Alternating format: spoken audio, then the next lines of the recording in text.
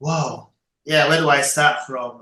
Bran, it's nice to have you back again. You're the most difficult person to track down. And a lot of people say that we're brothers, but even being brothers, there are two of the most difficult people in my line of job. There are two of the most difficult people to interview. Or three, one, your family members, your brothers, people that have become your blood men. And brothers is not necessarily biology, but people that you can take a bullet for.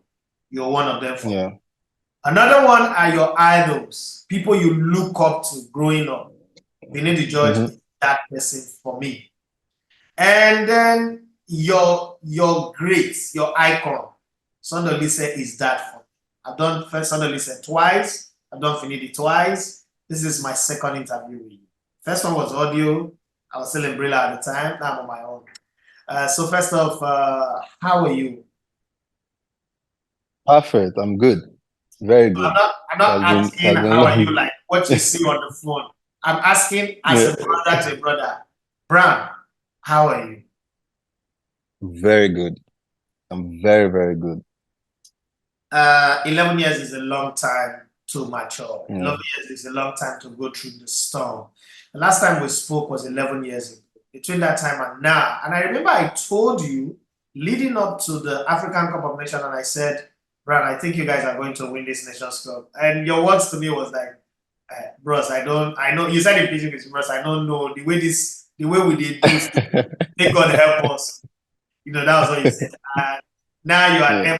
employed, you won the AFCON, but then also that winning that Nations Cup also came with a lot of pain. Knife in your chest, in your back. Yeah. Since then, life has never been the same for you. So let's Yeah. unpack this thing one step at a time. Let me ask you this. Would you rather you did not encounter this success? Do you sometimes feel like, in the words of Tenny in the song Hustle, that success is a trap? Mm-hmm. Uh, oof.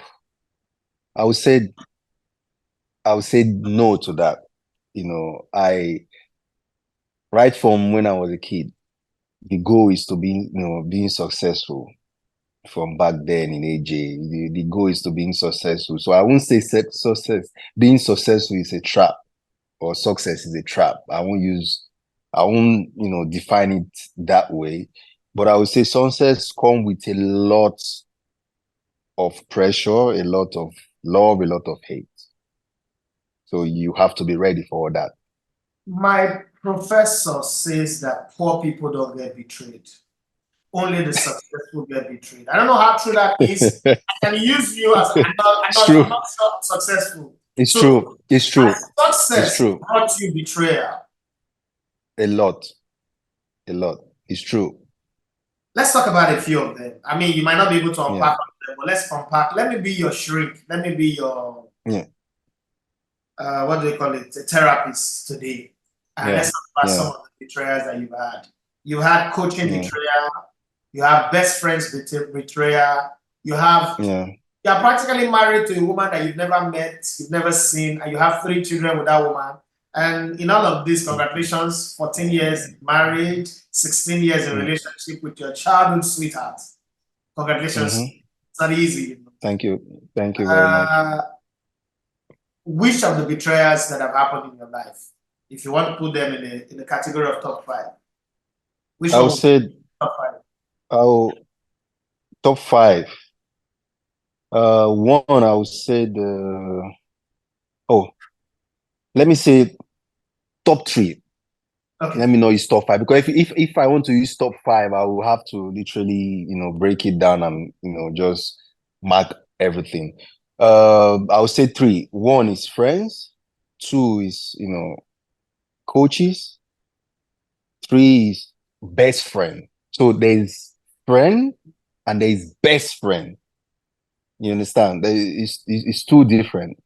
A friend and a best friend. Best friend is the person that you both of you sleep together, eat together, go out together, do literally everything together.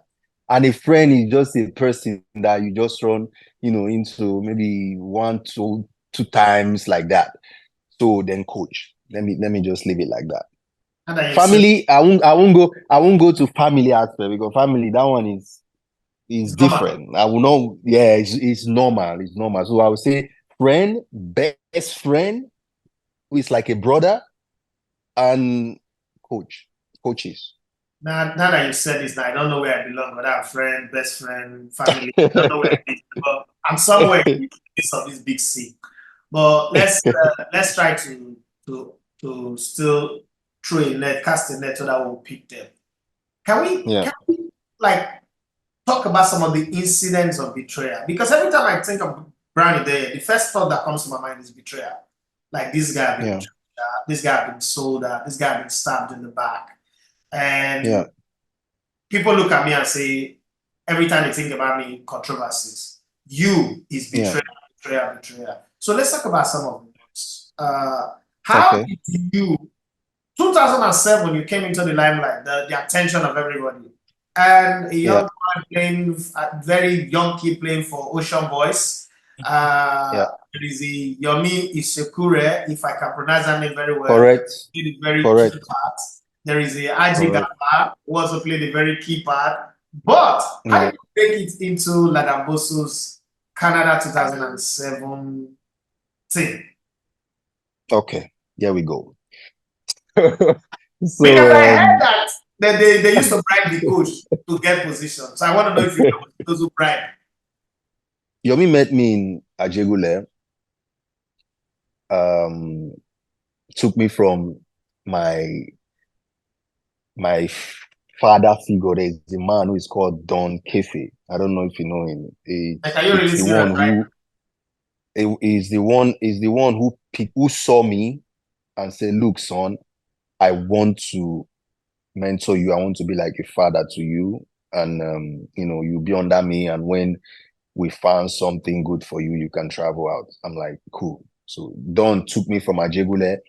At that time, I was in Ajegule. I have nowhere to stay. I sleep from house, like from boys' house to boys' house. Like I sleep here today, I sleep here tomorrow. I go, like just hopping from one house to another. So after training one morning, I confronted Don. I said, "Look, Presido, we'll call him Presido." I said, "Presido, um, I don't have where to stay, so I will at this moment, I don't even have what to eat." So Don, after every training, Don will give all the players like 1,000 naira. So Don always give me 2,000 naira for feeding and transportation back home. So I told Don, I'm like, I don't have where to stay. So Don, like, okay, I have a house in Festac. There's no one. It's like it's high getaway house. Sometimes if he's not going back to Ireland, he'll just go there and just chill. So you're like, okay, I'll speak to someone, and so from there you can get the key and you can be staying there. I was so happy. One bedroom, self-contained, nice, AC, TV, everything was nice in the house. So that's where I was staying. So from there, I every morning I transport myself to Ajegule for training, then back to First Start. So one morning after training, I just saw a guy came to me and he said his name is Yomi, and he said, Do you want to play the Nigerian League?"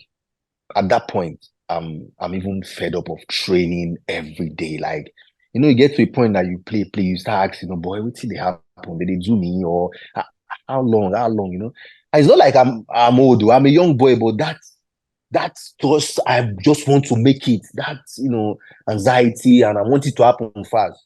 So Yomi was like, okay, um, pack your bag. The next day you are going to Bayelsa, and don't tell Don. I I want to tell Don, I want to like call him and let him know. But Yomi was like, I've told Don, and Don did not accept for you to make this trip. Don don't want you to play Nigerian League. Don just wants you to travel out. Don't even play Nigerian League. So I now see Don as the person that is stopping me from my greatness. The way Yomi put it to me, like we have even told him that when you sign, we'll give him some share. He didn't even accept. He wants you to be here. And the thing that even triggered me, the thing that even it's not like he used something to, like people say that he used jazz. But for me, it's nothing with jazz. But the thing that really forced me to leave at that time is desperation. One, I'm tired of staying in Ajegule.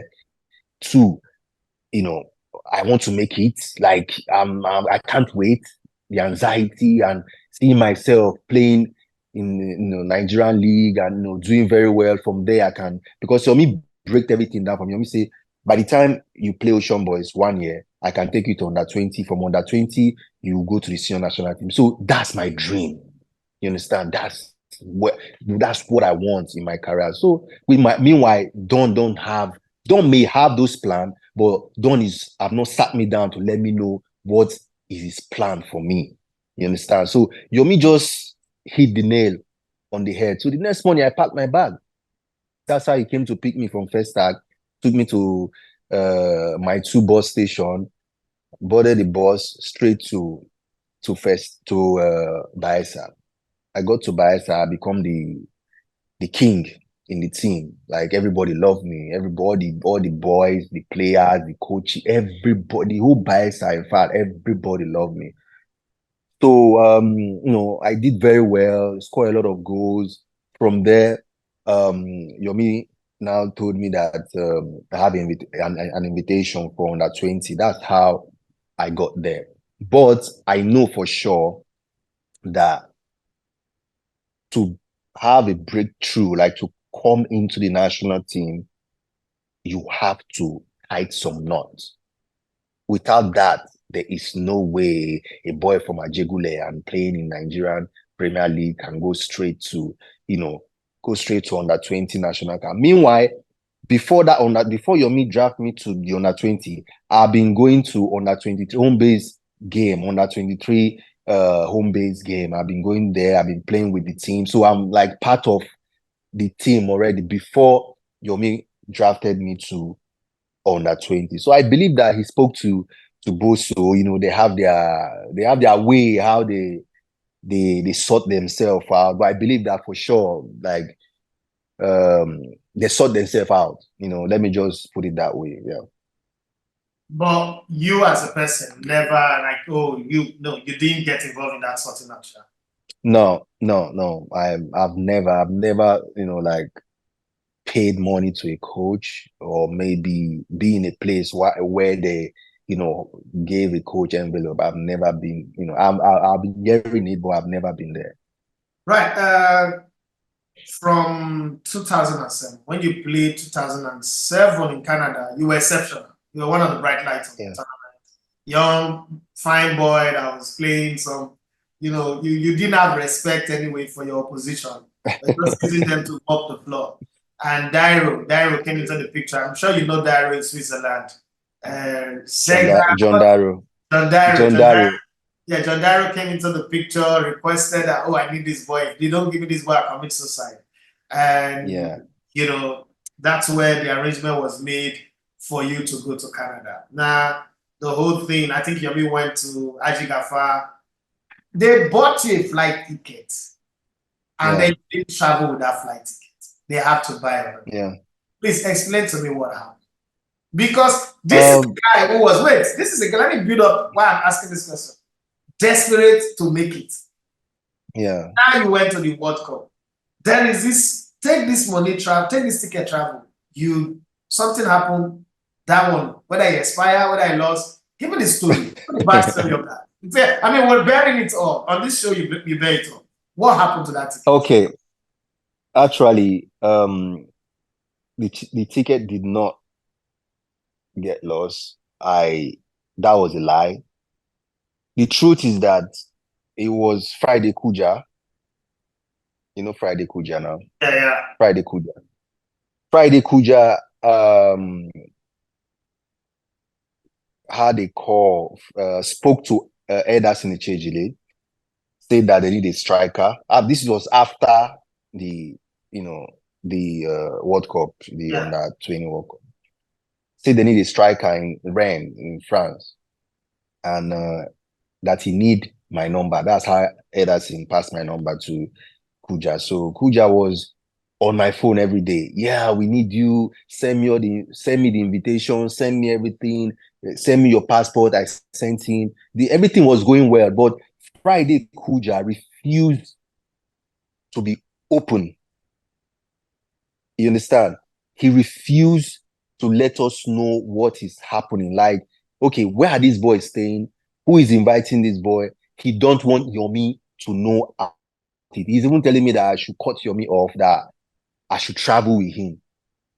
Yomi was like, you're not going to go anywhere. That if Friday Kuja is not open to me, I will not let you travel. That's how I took an empty suitcase. Day of the flight, Edas is already at the airport waiting for me. So Yomi, I slept in Yomi house the night before. So Yomi drove me to the airport. I picked my suitcase. It was empty. The plan was when you get to the airport, receive your Friday could just with my passport. So there's no way I will run away with just, so I've given the passport ready to, submit at the embassy to get the visa and everything. So the passport is with him. So to get my passport back from him, this was the plan me and Yomi we had. I arrived at the airport, checking the empty suitcase.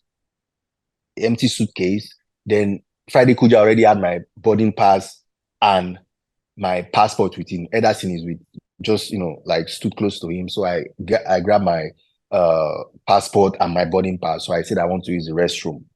So I checked in an empty suitcase. Why he did not suspect my move was he said, when you get there, they're going to give you everything. Don't even carry a kit. Don't everything. Football shoes, jersey, and everything.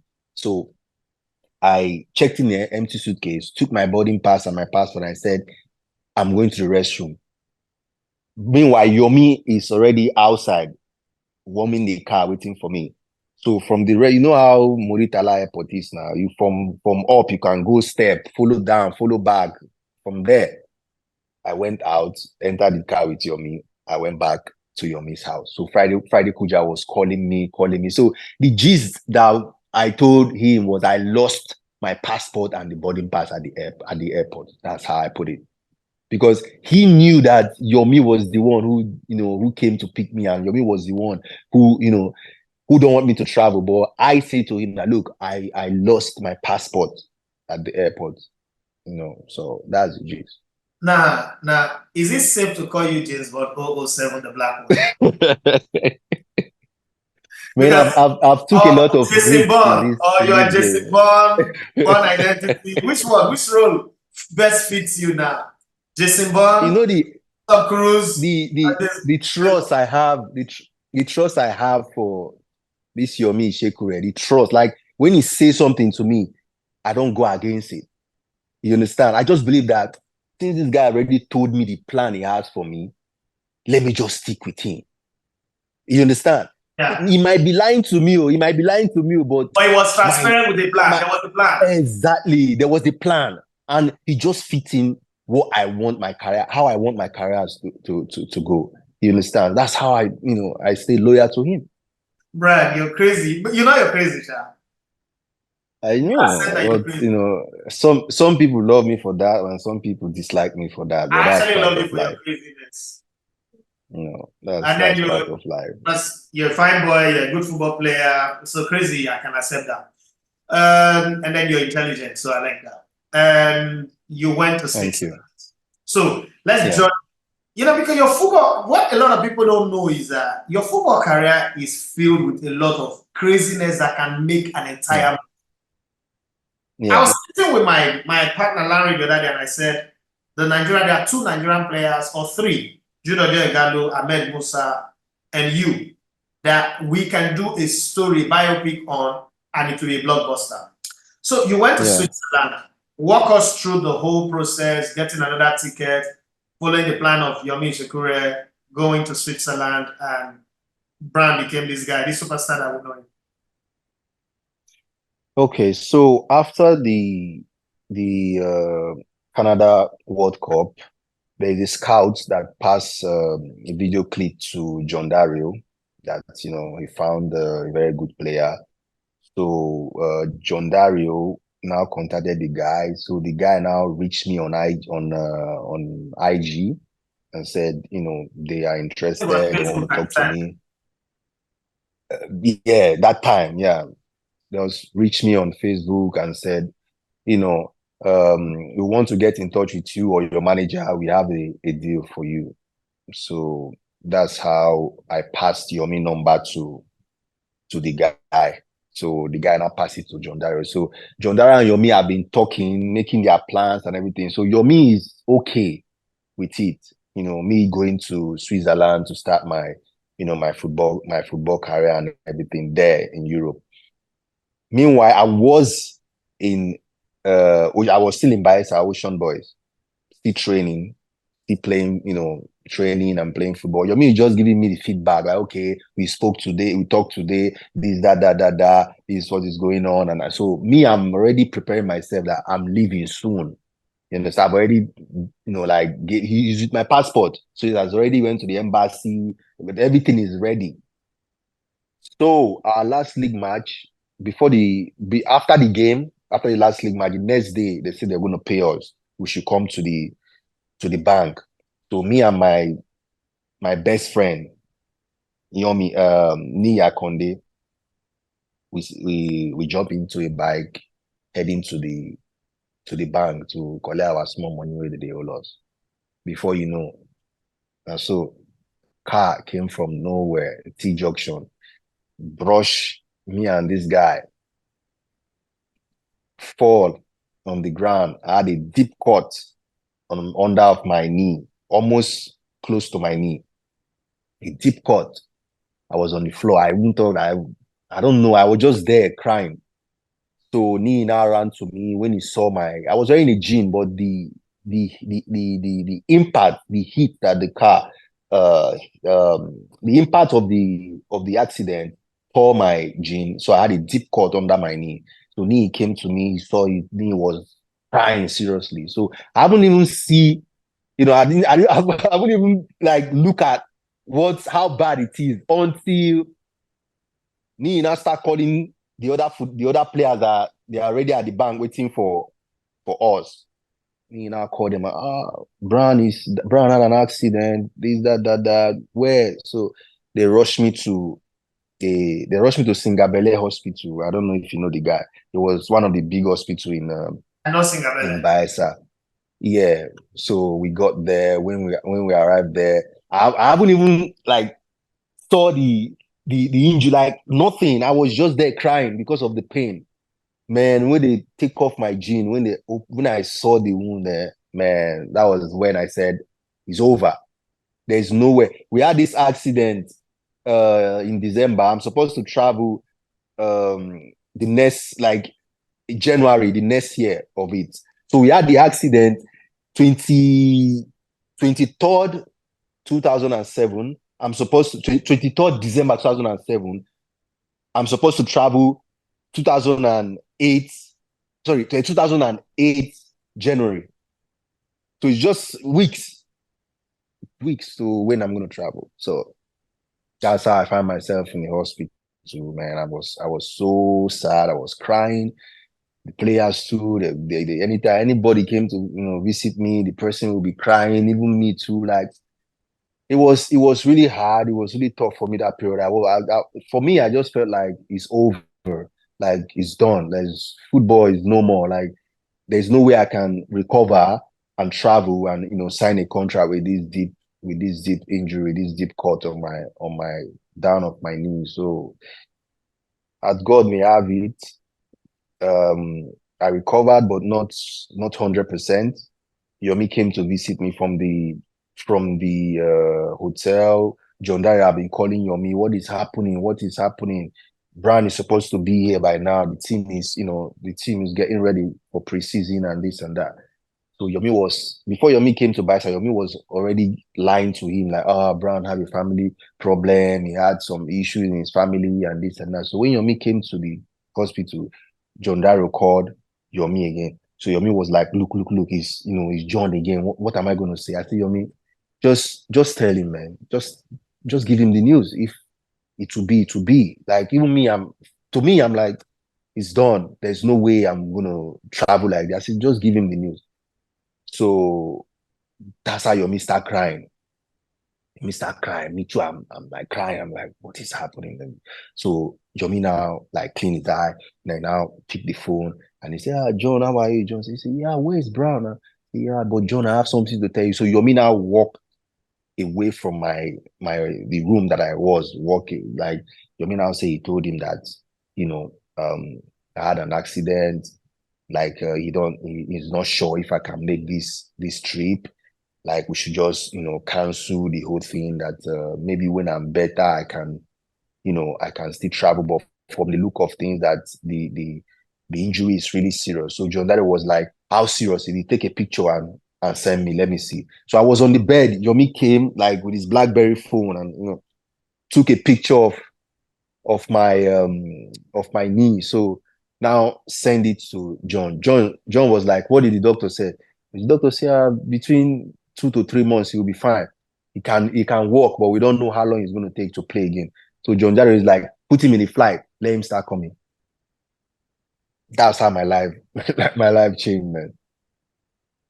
I'm telling you. So that's why I said my my story. There's no man on earth who sign a contract limping to an office and they give you a contract to sign. I've never heard it before. Never. I'm the only Nigerian, the only player in the world that traveled to Europe with flip-flops and shorts, no socks, flip-flop and socks and shorts and winter jacket from Ikotu and the most rough and rugged bag ever that I've ever seen in my life to Europe for the first time. Even till today, my teammate then in Switzerland, they're still laughing at me till today. That came to Switzerland looking like you are from you are a Refugee. beggar. Yeah, thank you. Like till Whoa. today, I get it. like they are still laughing at me. So I found myself in the flight. I was crying in the flight. My leg was bleeding because they dressed it, but it's still bleeding. I don't know, but finally I arrived. There's a car waiting for me. They picked me from the airport straight to the hospital. By the time we get to the team doctor, then they asked me to, I came in, I sat down, removed my shirt and everything, and like, okay, lie down, I lie down. So he now said John Darrow should excuse him. So John Darrow excused him. John Darrow and the team doctor, they left the doctor that is supposed to take care of me. So the doctor now checked me, removed the bandage. The bandage have like glued the surface of the injury. So they took their time to like unwrap it and everything. So when he saw it, he was asking, do you feel pain here? I said a little bit. So he now said, okay. So he left the room. Then from the room, there's a door, that is see-through door. You can see the people outside. So I saw John Dario with the team doctor and the other doctor that took care of me.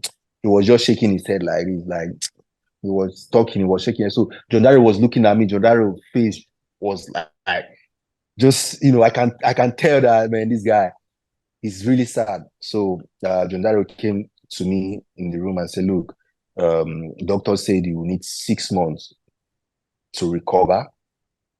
And because the injury now, they're going to retreat it, that they will remove all the stitches, they will restitch it, and you are not going home, that just stay here, doctor. So as I arrived, I was in the hospital, straight to operation, second operation. The doctors, nurse, everybody come, drip, this, that. So that night, they reoperate me. They remove all the stitches. I don't know how they do, but after I don't know how many hours it took, but I just woke up in a theater. Yeah, after 6 months, you were good, and then you meet your coach for the first time, meet your team, and then what they said to you, and then Yeah. rehab. So that And again, young players that get injured know also the process. You don't just get from the hospital and then you go straight to play football. So let's talk a little bit about the rehab process you went through. Who did you see? Was a therapist? yeah, You learned how to use your leg again, kicking, okay. medicine ball, and all those treatments. Okay, when I left the hospital, I was placed under a physio who pass me through rehabilitation and get me back to start playing again. So it was fast. After like 3 months, I was able to run, to hit the ball, but not with full force, like 60%. Then from there I was good. Then we had a friendly game. They want me to play like 10 minutes just to check if I'll be good. Me, as I've not played football for long and I'm so eager to impress and everything. I went too hard on myself. Before you knew, I got injured again. The leg torn, start bleeding. So I have to go back to the hospital. They treated me. I stayed another 3 months out.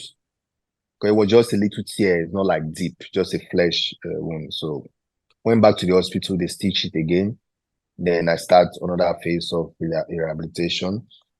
Then before you knew it, the rest become history. I start playing normal, start running, start banging goals, and before you knew, I was shipped out of Switzerland to France.